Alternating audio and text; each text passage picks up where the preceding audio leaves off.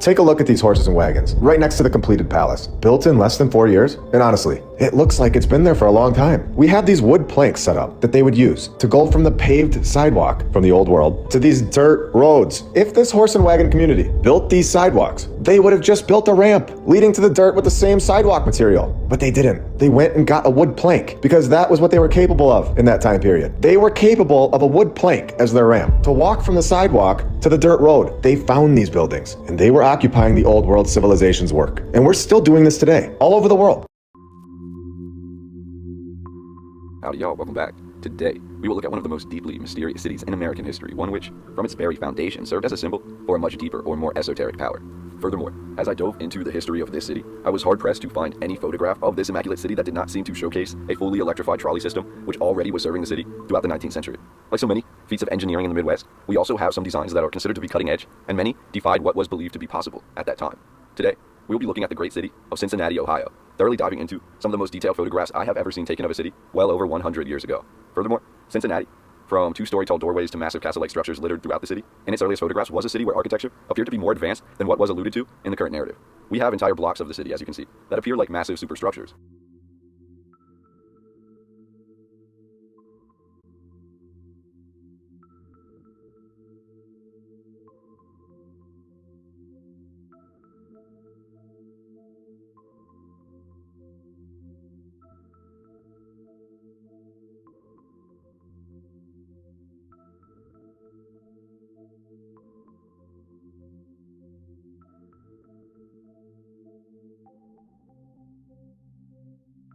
We also have, when diving into the history of Cincinnati, in the earliest panoramic photograph of a Midwestern city in the United States, Cincinnati was photographed in 1848, and within this image, we can see a sprawling metropolis, already completely built out, with what appears to be a series of massive masonry and brick buildings. But what truly makes this particular photograph stand out is that the streets, or lack thereof, are almost completely barren of development. The streets all appear to be dirt and mud. However, as we begin to look at photographs from the late 19th century and the early 20th century, we begin to see that a plan was employed, some say inherited, from a more powerful group which led Cincinnati to be almost entirely electrified by the year 1900, with this entire city utilizing an electric trolley system for public transportation, as well as many inclines engineered to fight Cincinnati's steep terrain. I found significantly more detail in many of these photographs of Cincinnati than I have found in almost any other photographs of a major city taken before the year 1910. Now here's where we get to the current narrative, which I will keep as brief as possible.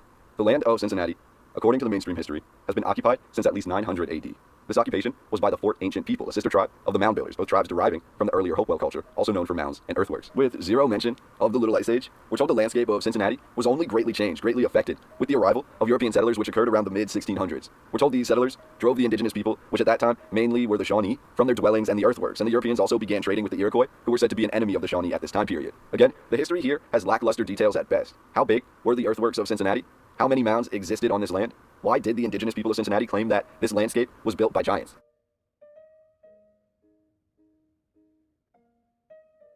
Disputes over Ohio land continued well into the 7 Years' War and further through the Revolutionary War of America. Cincinnati was considered key to the westward expansion of the fledgling United States, but the question becomes, why?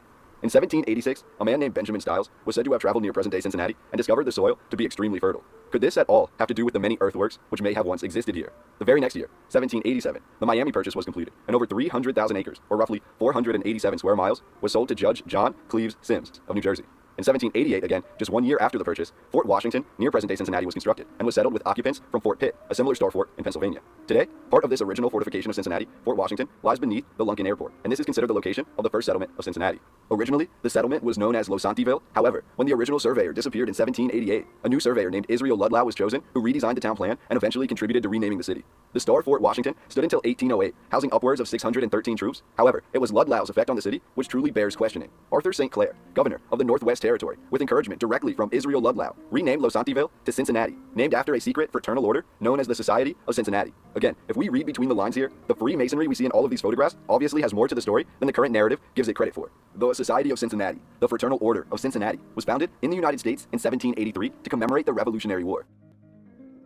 Membership was initially restricted to veterans. Now, listen to this. The Society of Cincinnati was founded on May 13, 1783 by Henry Knox in Fishkill, New York. Henry Knox was not only a founding father of the United States of America, but was also considered the leading bookseller in America, also serving as chief of the artillery for George Washington. Just as a thought exercise, if we came to inherit on these battlefields rather than to battle, then those who were well-versed, well-read in ancient and old world knowledge would become highly valuable. Would a bookseller not have access to vital information, and would not the largest bookseller in America have key pieces of old world technology described within the works that he possessed? I have a book here that just goes into everything about San Francisco from the 1850s and the Great Fires of San Francisco. When the Great Fires were happening in San Francisco during the 1850s, it was Freemasons, Oddfellows, different orders who were having all these fires happen so that they could reset something and then take it over and then say it's theirs and everything else. But the more I've looked back into these books, the more I've seen that this has happened so many times in a row. I mean, even with the World Fairs situation, you know, when people are looking at the World Fairs and all these beautiful buildings, like a pyramid, for example, right there in Nashville, and then this building as well, which is pure stone. But all of this stuff has been reset multiple times. And I've started to realize that the more I would go back into the 1850s, it was like the people of the 1850s, like me and you right now, of let's say 2025 or whatever year it is, are seeing this and seeing it over and over again the same way they were seeing it. But they didn't even know that they were in this. So it's kind of like the more you get into this, unless awareness is created, which is happening, and I'm very thankful. Like the internet just spreads things like crazy now. And now that, you know, allegedly there's no fact checkers and whatever, great things can happen to it. Henry Knox is also the namesake of Fort Knox in Kentucky, containing most of the United States' gold. But that is an entirely different can of worms. The motto of the Society of Cincinnati is, "He relinquished everything to save the Republic," which is thought to be in reference to the society's namesake, Lucius Quintus Cincinnatus, who apparently was the model for Roman virtue, civic virtue, and was represented by his symbol, the fasces. The most famous story related to Cincinnatus occurs after he retired, and he was known for retiring from public Roman service to lead a simple life of farming.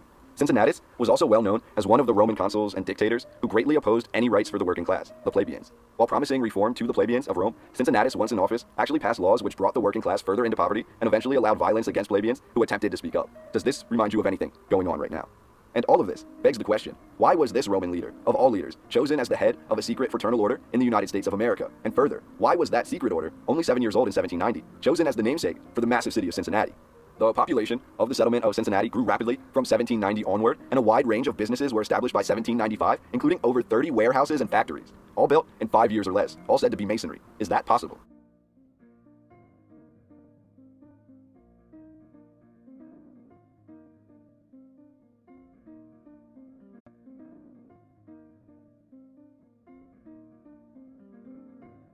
Cincinnati wasn't officially chartered as a town until January 1st, 1802. By 1803, Cincinnati had a night watch that roamed the castle-like structures, protecting the city from attacks. By 1811, steamships began traversing through Cincinnati, and in 1819, on February the 5th, Cincinnati was officially incorporated as a city.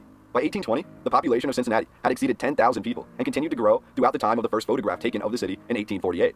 By 1850, the population of Cincinnati was over 115,000 people, many of them being Jewish, and Cincinnati had the first Jewish hospital in all of America. By 1853, Cincinnati was said to have employed the first Jewish hospital in all of America. By 1853, Cincinnati was said to have employed the use of electricity in some of its buildings, as well as establishing the Cincinnati Fire Department, the first full-time paid fire department in the entire country. The Cincinnati Fire Department of the mid-19th century was said to be so cutting edge, it incorporated the use of steam engines in their fire vehicles, a design that was later adopted by nearly every other major fire department in the country.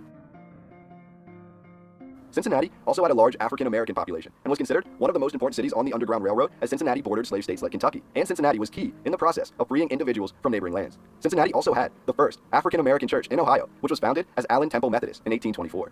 The abolitionist movement was said to have been spearheaded in Cincinnati, Ohio, and the novel Uncle Tom's Cabin, the second greatest selling book of the 19th century after the Bible, was conceived and partially written in Cincinnati by Harriet Beecher Stowe. Many historians, including Thomas Gassett, claim the Republican Party and the cries to end slavery arose directly from the novel Uncle Tom's Cabin and became the driving force in the creation of the Republican Party.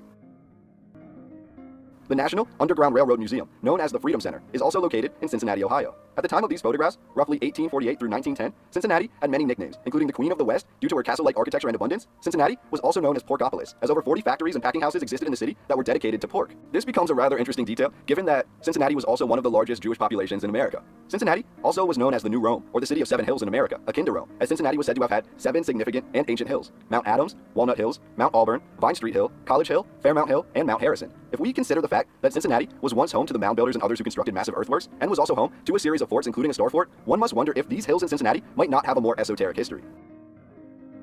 Cincinnati was Ohio's largest city throughout the end of the 19th century, with an average of 37,143 people per square mile. The Cincinnati Reds, also known as the Cincinnati Red Stockings, became the United States' first professional sports team in 1869. And if you know anything about the history of baseball, it quite literally evolved out of a game that was previously played around the indigenous mounds. Where does a pitcher throw from? The mound. And these details go on, but I digress. Cincinnati was home to Procter & Gamble, founded here in 1879. By 1880, Cincinnati became the first city to completely own a railroad, the Cincinnati Southern Railroad. By 1887, Cincinnati provided over $200 million in goods to the rest of the country and was Ohio's leading industrial, political, literary, and educational center. That is when we arrive to the time of these photographs, and remarkably, following these photographs, Cincinnati appears to become very stagnant in growth. For example, the city's population did not increase much over the 20th century.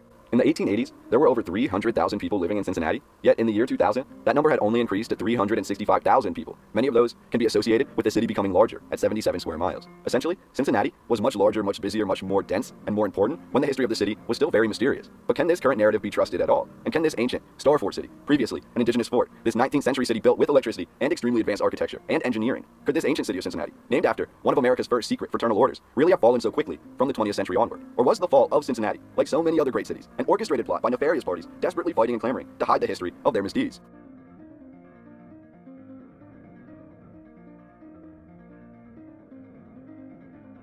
I'm going to wrap up this video by asking everyone out there, what have the last 4 years been like for you? What has occurred over the last 4 years in your city? What can you tell me that has improved? What can you tell me that has gotten worse? Can you afford the life that you desire to live? And can you truly speak to the evils that you see happening around you, or the lack thereof? Will you be blindsided, or will you be torn down by the history that they place upon you? Insanity is doing the same thing over and over again and expecting different results. What has occurred over the last 4 years in America is nothing short of abysmal. So don't be fooled and do not turn a blind eye. We are not indentured servants. What I'm trying to say is protect America, go out and vote. I can't wait to hear what you have to say about the history of Cincinnati down below. These photographs are some of the most detailed images I have ever seen. We're looking at things like theme parks. We're looking at things like Luna parks, like illuminated parks, like electricity parks. We're looking at electric trolleys. We're looking at these rising funiculars all throughout the city. And what is moreover, we have all of the architecture, the castle-like structures of the Queen City that is all tied together, known as the ancient Star Fort City. But this city, when it was Fort Washington, was quickly built over. All of the history throughout Cincinnati has always been built over. It's layer upon layer of convoluted nonsense. But as we dive into the photographs, we can see what truly lies below the surface. So again, take what you know, go out and vote. I can't wait to read your comments down below, and we will talk very soon on the next video.